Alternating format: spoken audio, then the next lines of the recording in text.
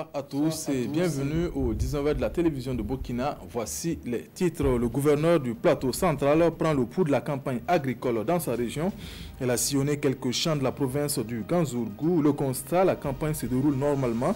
Une situation qui augure de belles récoltes si la tendance reste stationnaire. Et puis le programme alimentaire mondial PAM met près de 115 millions de francs CFA à la disposition de ménages vulnérables de la commune rurale de Koper dans la province du Yoba. Plus de 200 ménages sont passés à la caisse. Les bénéficiaires ont été désignés après un processus d'identification qui a duré environ 3 mois. La campagne agricole se déroule normalement dans le Ganzourgou. C'est le constat fait par le gouverneur de la région du plateau central qui a effectué un périple dans quelques champs.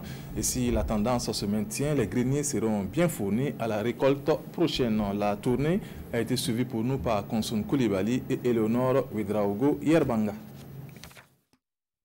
Pour une région qui a eu 2 provinces déficitaires la saison dernière, la région du plateau central connaît une campagne agricole porteuse d'espoir selon le gouverneur. Après une visite d'une exploitation agricole à Luango, d'un bas-fond risicole à Gandaogo et d'un champ de production semencière de maïs, le constat est le même. Toutes les cultures sont au stade de maturation. Cette année, 260 000 hectares environ ont été emblavés dans la région du plateau central et nous escomptons 242 000 tonnes de céréales. Et évidemment, il y a les cultures de rente également. Et avec un écart de 93 000 tonnes environ comparativement à la saison passée. Si on a les pluies qui continuent ainsi, et dans la répartition, aussi bien dans l'espace et dans le temps, jusqu'à mi-octobre en tout cas. La saison sera bonne. Malgré ces résultats prometteurs, les producteurs restent confrontés à d'énormes difficultés. Nous n'avons pas été suffisamment formés pour la production du riz. Aussi, nous avons besoin de magasins pour le stockage, de bâches, mais surtout de puits pour nous impliquer dans les cultures de contre-saison. En retour, le gouverneur de la région a promis mener le plaidoyer pour accompagner ses producteurs. Cette sortie a été aussi l'occasion de visiter une plateforme multifonctionnelle d'un groupement féminin qui s'illustre dans la transformation des produits agricoles. Des ménages vulnérables de la commune rurale de Koper dans le Yoba bénéficient du soutien du programme alimentaire mondial PAM. Après un processus d'identification, ce sont plus de 2000 ménages qui sont passés à la caisse ce 19 septembre. L'organisation onusienne met à leur disposition plus de 115 millions de francs CFA par le biais de l'ONG Varena Asso, Bernard Diasso, Bernard Kombelem et Ahadi Sandamba. Dalgan, dans la commune rurale de Koper. Nous sommes dans la province du Yoba. C'est le bout du tunnel aujourd'hui pour tous ces hommes et femmes identifiés comme personnes vulnérables. En effet, après plusieurs mois d'attente, ils sont venus répondre à l'appel du programme alimentaire mondial PAM. Munis chacun de la carte nationale d'identité burkinabé ainsi que d'une carte de bénéficiaire, ils vont enfin entrer en possession de l'appui alimentaire promis par le PAM. On pense qu'en donnant du cash aux gens, ils peuvent effectivement se ravitailler au niveau des marchés. Et comme il y a la disponibilité dans la région, je pense que c'est la meilleure option qu'ils ont trouvée. Il y a 67 villages au total qui seront touchés et pour des bénéficiaires de 2317 ménages pour le Yoba. À la caisse, chaque membre de chaque ménage vulnérable touche la somme de 10 000 francs CFA. Une somme devant couvrir leurs besoins alimentaires jusqu'à la fin de la période de soudure. Et au commissaire du Yoba d'appeler les bénéficiaires à en faire un bon usage et surtout à plus de solidarité. Ils ont pu avoir de l'appui. Il y a quelqu'un qui est à côté aussi, voilà, qui a besoin un peu, ne serait-ce que partager le repas d'un jour avec cette personne. Parce que nous savons en toute conscience que cette personne aussi, sa situation alimentaire n'est pas du tout rose. Cet appui à la sécurité alimentaire et nutritionnelle des populations vulnérables dans la région du Sud-Ouest est exécuté par l'ONG Varena Asso. C'est un programme du PAM qui couvre les provinces du Yoba et du Poni. Tougan a abrité la 10e édition de la semaine de l'étudiant du Sourou, une semaine marquée par une série d'activités éducatives et éco-citoyennes. La jeunesse estudiantine de la province du Sourou compte ainsi renforcer sa contribution au processus de développement à travers cette initiative. Reportage Edouard Ouedraogo et Samson Bationou.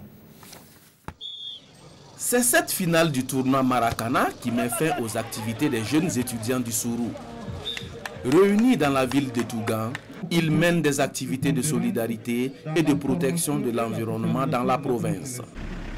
Entre visites touristiques, conférences publiques et plantations d'arbres, les vacanciers disent apporter leur contribution au développement de la province. Nous voyons que nous avons remporté la coupe et donc ça montre que la jeunesse estudiantine du Sourou fait aussi du sport son quotidien.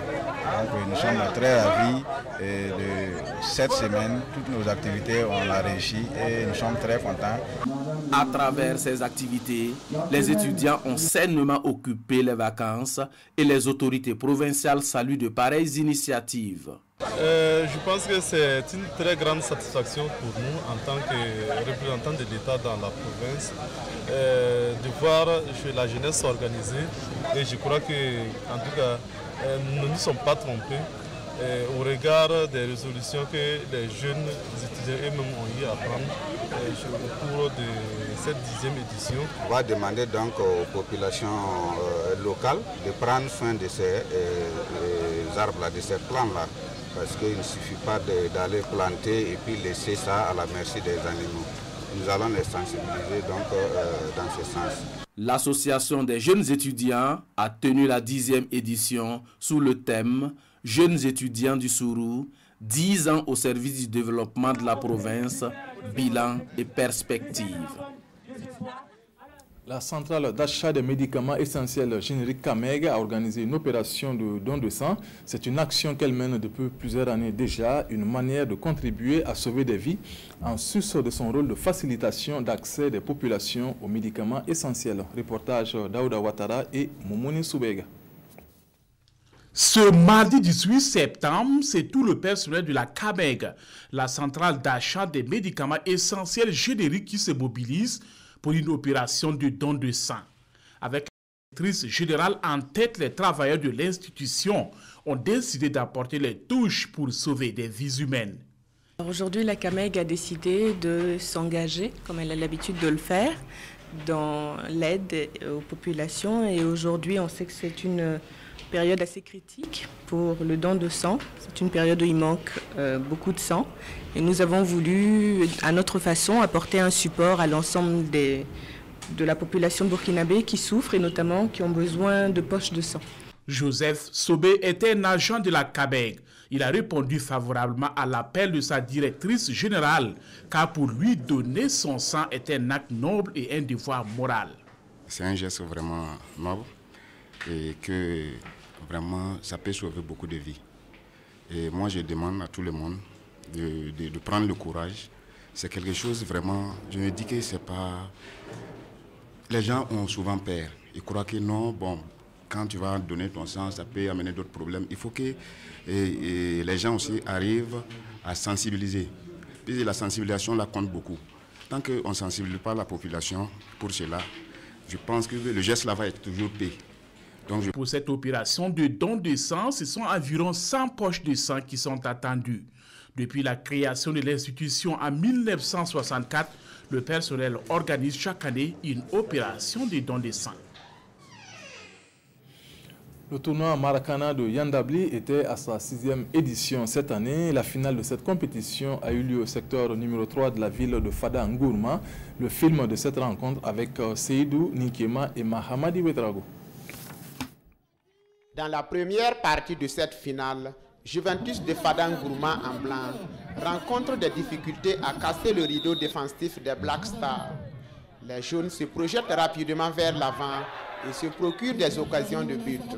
Ils parviennent à ouvrir le score par Wilfried Zongnaba après une belle action collective. La pause intervient sur ce score d'1-0 en faveur des Black Stars. Au retour des vestiaires, les Blancs restent solidaires mais trouvent de moins en moins de solutions pour revenir au score face à une défense des jaunes qui veille au grain. Cette deuxième partie reste stérile en but jusqu'au coup de sifflet final. Nous sommes très contents d'avoir remporté ce trophée. Avec la fatigue, on a pu se débrouiller. On a fait de notre mieux pour pouvoir accrocher ce trophée parce qu'on tenait vraiment à prendre ce trophée. C'est notre trophée, les 2 trophées de l'année comme ça. La jeunesse était réunie dans un esprit de fair play et surtout la paix et la cohésion. Et cela est vraiment encourageable.